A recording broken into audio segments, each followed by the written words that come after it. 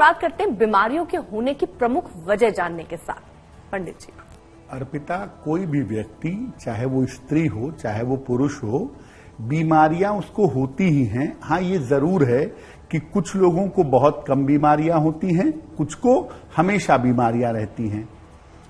अगर हम ये समझना चाहें ज्योतिष के हिसाब से या सामान्य हिसाब से कि बीमारियों के होने की प्रमुख वजह क्या है, तो देखिए, बीमारियों के होने की 3 प्रमुख वजह है।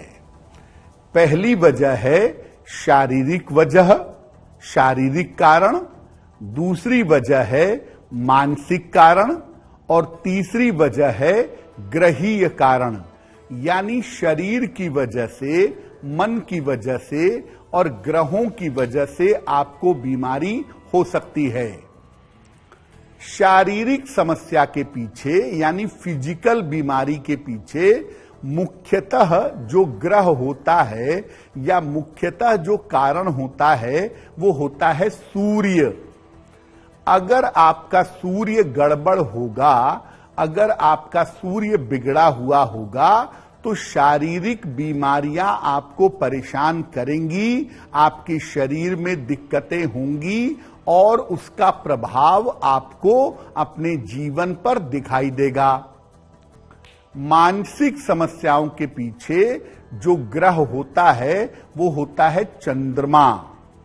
अगर चंद्रमा गड़बड़ होगा तो निश्चित रूप से आपको मानसिक बीमारियां होंगी, आपको डिप्रेशन होगा, ओसीडी होगी, बाइपोलर डिसऑर्डर हो सकता है। यानी चंद्रमा के गड़बड़ होने से मानसिक बीमारियां होने की संभावना बनती हैं। ग्रहीय समस्याएं जो तीसरी वजह है, ये विभिन्न ग्रहों से उत्पन्न होती है। यानी अलग अलग ग्रह खराब होने पर अलग अलग तरह की बीमारी देते हैं।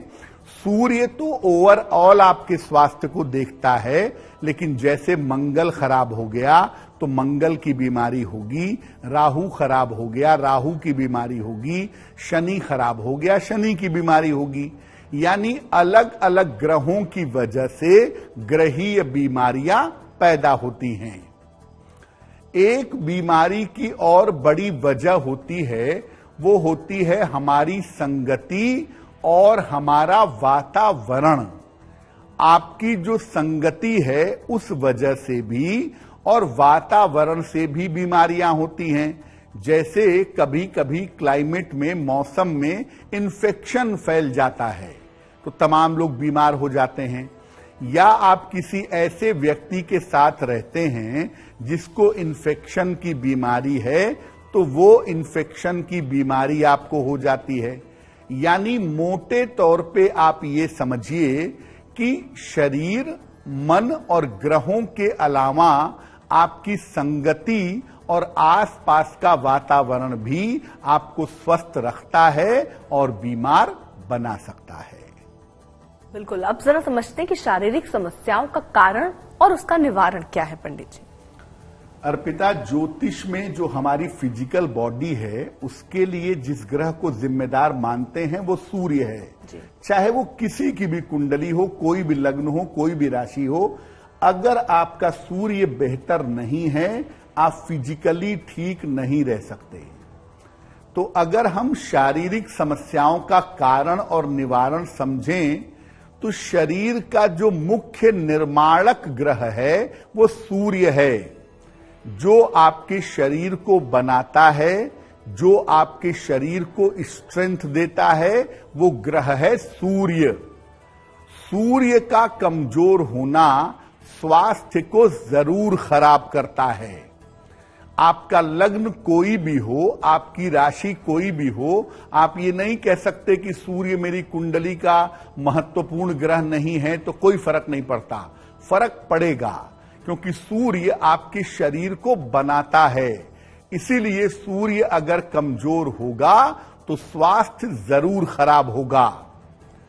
कुंडली में जो आपका लग्न है उसका जो स्वामी है वो भी आपके शरीर से संबंध रखता है, यानी वो आपके शरीर के बारे में बताता है। लग्न के स्वामी को कहते हैं लग्नेश। अगर लग्नेश कमजोर है तो शरीर कमजोर हो जाता है।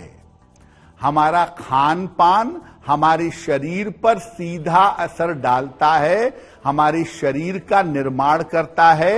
इसीलिए खान पान के मामले में भी ध्यान दिया जाना चाहिए। अब अगर आप शारीरिक स्वास्थ्य को बेहतर करना चाहते हैं तो इसके लिए सबसे पहले आप सूर्य की उपासना जरूर करिए। सूर्य भगवान को नियमित रूप से जल अर्पित करिए। सूर्य देव के मंत्रों का जप करिए। संभव हो तो रविवार का उपवास रखिए। यानी आप सूर्य की जितनी उपासना करेंगे आपका स्वास्थ्य उतना ही बेहतर होगा।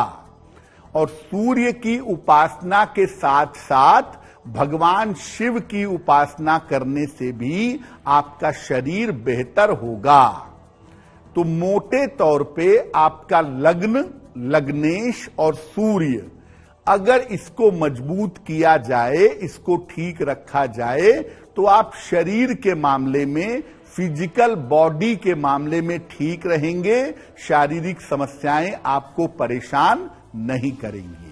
तो पंडित जी आप ये कह रहे हैं कि अगर कोई शख्स जिसका सूर्य स्ट्रांग हो जाए तो वो शारीरिक रूप से भी स्ट्रांग हो जाएगा। सूर्य को स्ट्रांग करने के तरीके क्या हैं? क्या सूर्य को जल देने से ही केवल, या कोई और उपाय है? जल देने की सही विधि क्या है, जरा उस पर भी रोशनी डालिए।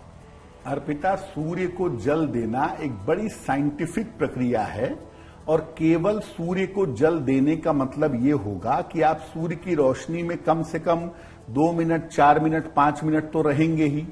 और सूर्य की रोशनी से बहुत सारे रोगों का इलाज होता है, ऐसा आज का विज्ञान मानता है। तो सूर्य को जल देने का सही तरीका तो अर्पिता ये है कि उगते हुए सूर्य को जल दिया जाए, ताकि आप सूर्य को अच्छी तरह से देख सकें। कुछ समय बाद देखना मुश्किल हो जाता है, लेकिन उगते हुए सूर्य को जल देना ही सबसे ज्यादा लाभकारी होता है। उसके अलावा उगते हुए सूर्य की रोशनी में आप कुछ देर 5 मिनट, 7 मिनट रोज अगर बैठें तो इससे भी फायदा होता है। सूर्य की रोशनी इतनी ज्यादा महत्वपूर्ण है कि जिन घरों में सूर्य का प्रकाश नहीं आता या बहुत कम आता है, उन घरों में रहने वाले लोगों के बीमार होने की संभावना ज्यादा होती है। आजकल देखिए छोटे छोटे बच्चों के अंदर कैल्शियम की, विटामिन डी की डेफिशिएंसी हो रही है। कारण यह है कि वो धूप में खेलते नहीं, धूप के संपर्क में आते नहीं। तो जब सूर्य से दूरियां लोगों की बढ़ रही हैं, इसीलिए बीमारियां भी उसी रफ्तार से बढ़ती चली जा रही हैं। लेकिन आजकल पंडित जी बहुत सारे लोग हैं सोसाइटीज में रहते हैं, जैसा आपने जिक्र किया, लोगों के घरों में रोशनी नहीं आती सूर्य की। तो ऐसे में सूर्य को स्ट्रांग करने के लिए क्या कर सकते हैं? आप सूर्य दिख ही नहीं रहा, आप जल कैसे देंगे? आप छत पे जाके जल दीजिए, आप पार्क में जाके जल दीजिए। चलिए जल, देखिए जल देने का मतलब ये है कि आपके शरीर को सूर्य का प्रकाश मिलना चाहिए। आप सुबह जाके पार्क में बैठ जाइए, सोसाइटी में पार्क जरूर होते हैं। और सूर्य की रोशनी जब ली जाती है अर्पिता, तो वो सामने से नहीं ली जाती है, सूर्य की तरफ पीठ करके बैठना होता है। सूर्य की रोशनी हमेशा पीठ की तरफ से ली जाती है और वो रोशनी स्पाइनल कॉर्ड से होती हुई पूरे शरीर में पहुंच जाती है। तो आप किसी न किसी विधि, अगर 5 मिनट रोज सूर्य की रोशनी लेते हैं या 5 मिनट रोज सूर्य की रोशनी में रहते हैं, बहुत सारी शारीरिक समस्याएं आपकी वैसे भी ठीक हो जाती हैं।